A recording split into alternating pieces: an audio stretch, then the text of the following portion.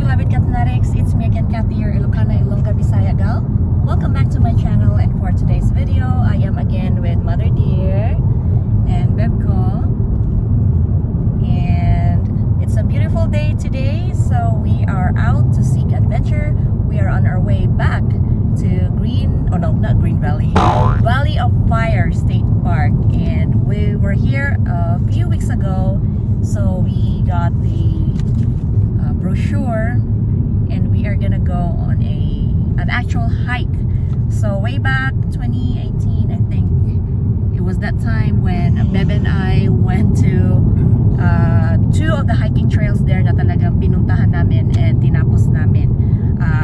Since it's been a couple years ago, we don't know where it is now, because there are actually a couple of hiking trails dito sa brochure nila. Ayan yung kanilang mapa.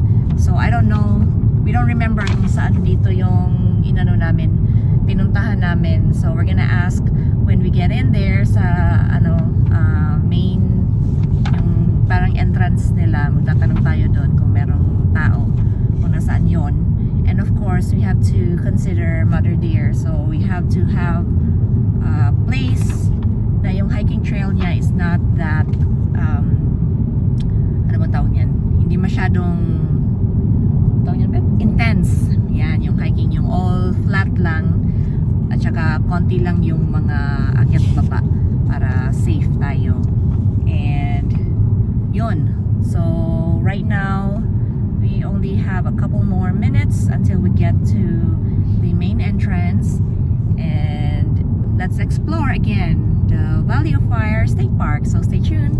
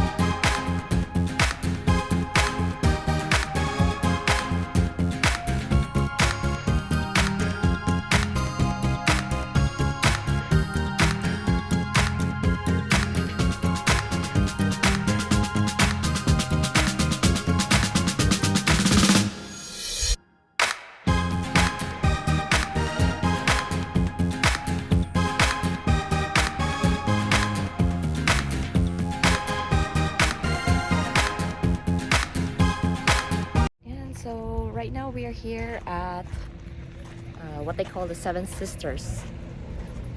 So maybe because of the 7 rock formations that they have here, but it's pretty huge.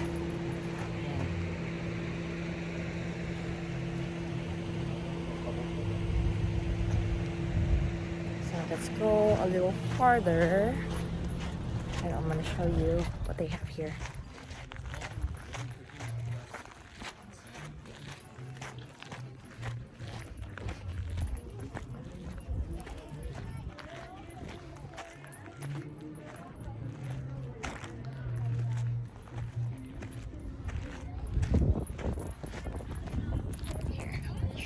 What they have and how it looks like here.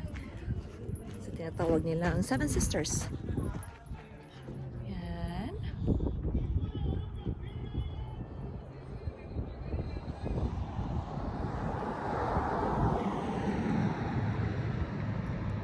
And we actually saw a couple that just got married, and they're doing photo shoot over there. So area na yun. And then there's also parang barbecue place. There are a lot of people right now eating and doing picnic and enjoying today's beauty. So somebody's grilling there. It's covered. Parang area, covered area, yun. They're grilling, they're eating, and there are a couple more tourists. Yan, na-enjoy nila.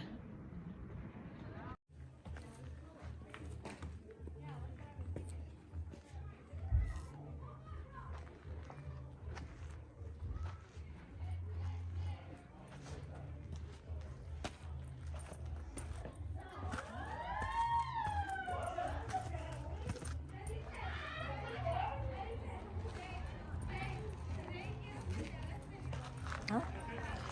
Picnic area?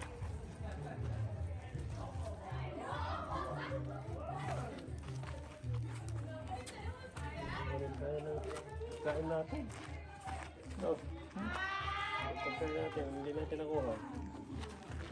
Ano tayo? Picture ka? Picture ka.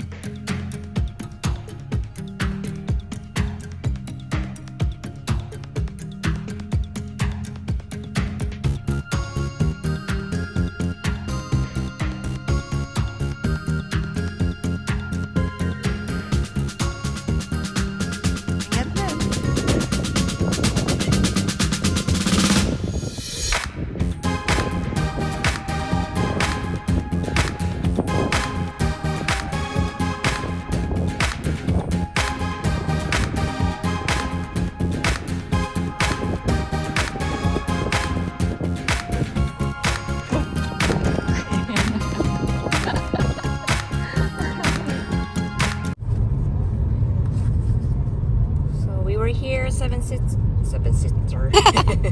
Seven sisters. Next, we're gonna go all the way here. Let's try to find this one, the Lone Rock and the historic cabins.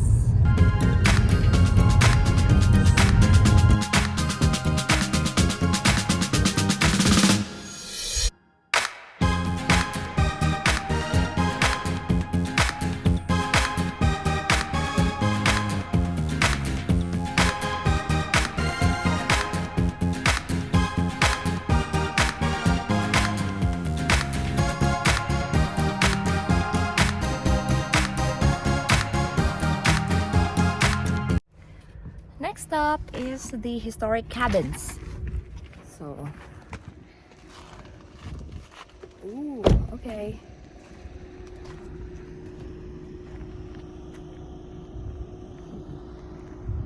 Yun, dun sa taas.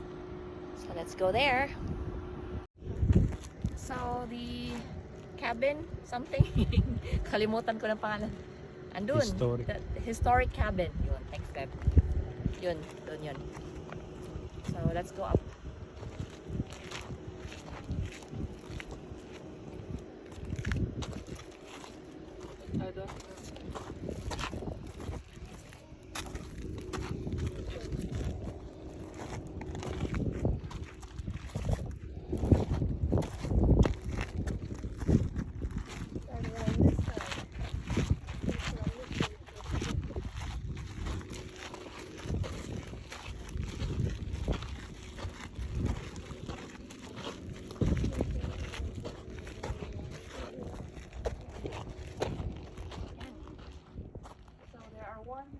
Two cabins here.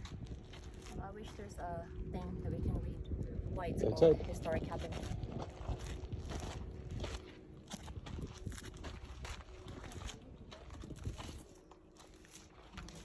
They have a fireplace. So somebody used to live here.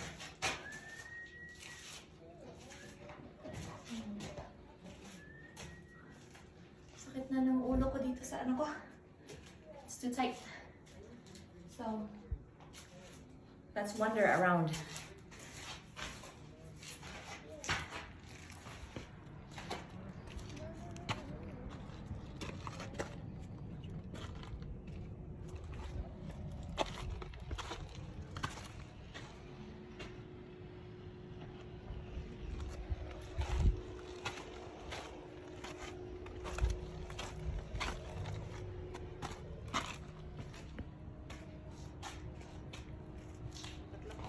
Round. Tatlong cabin?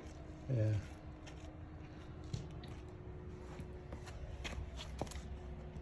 No? Tatlo pala. 3 cabins. Oh, look, that's the petroglyphs. Those ones. I don't know if you can see.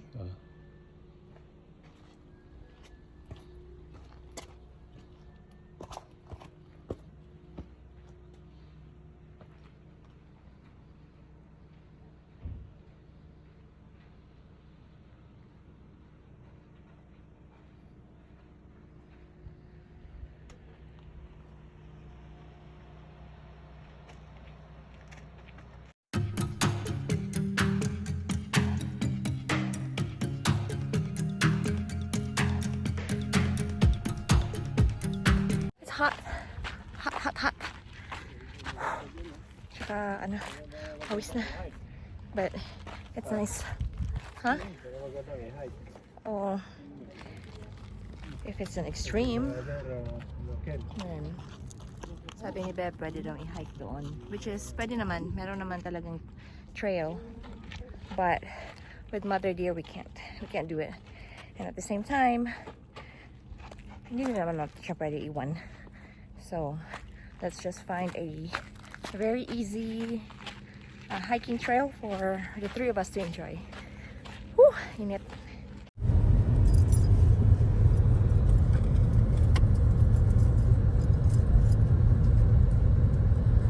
Lone Rock, because it's alone.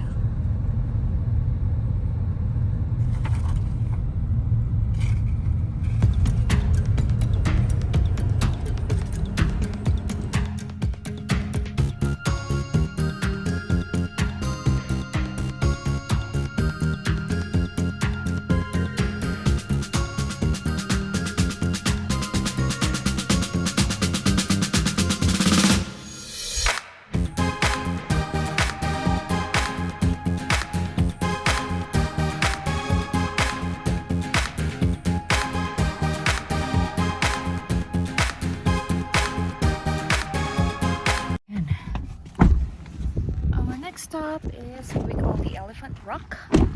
May marka ako ng habit ko.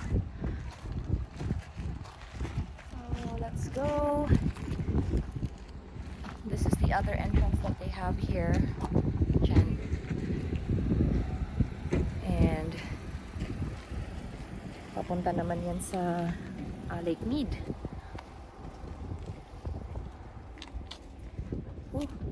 Init talaga.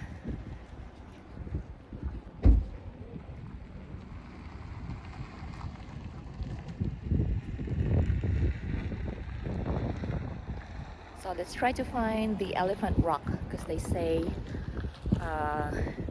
dito daw yung Elephant Rock na may rock formation. Pag i-google mo, kikita mo yun. So we'll try to find that one.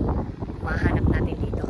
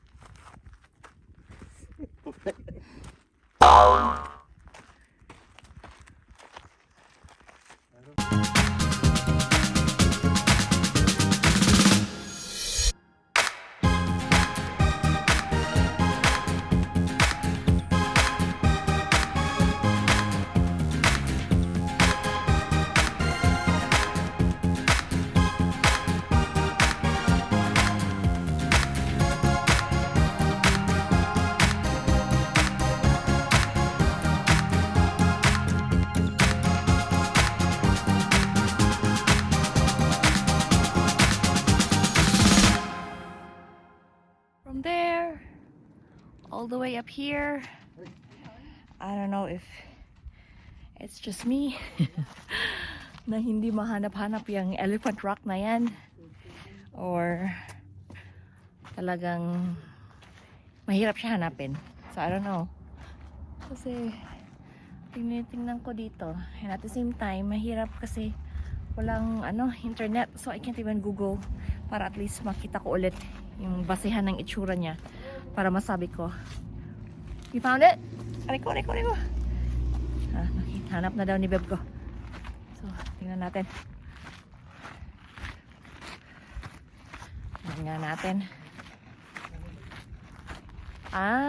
Sus! Kala ko naman gano'n ka laki. Ayun. So this is what they have. Yun. Yan. Elephant rock. Extra. Yun.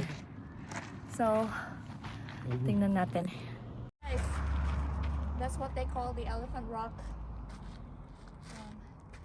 We wanna go up there, but it says to ensure this formation continues to stand for the next generations to come, please keep off, so you can only stay around here. Don't go there kasi baka masira mo. Kaya ayun. Yeah, may crack na kasi eh. May crack na siya. So yung integrity ng rocks is not that strong. Baka pag akyat mo dyan, magunaw mo pa yan. Ayun. And dito tayo sa tabi ng kasada. Pero may trail siya kanina. Doon tayo medyo matirik. It's like easy to moderate na hiking trail na kaya naman ni Mother Deer. Kaya good. Let's take some pictures na lang for memories.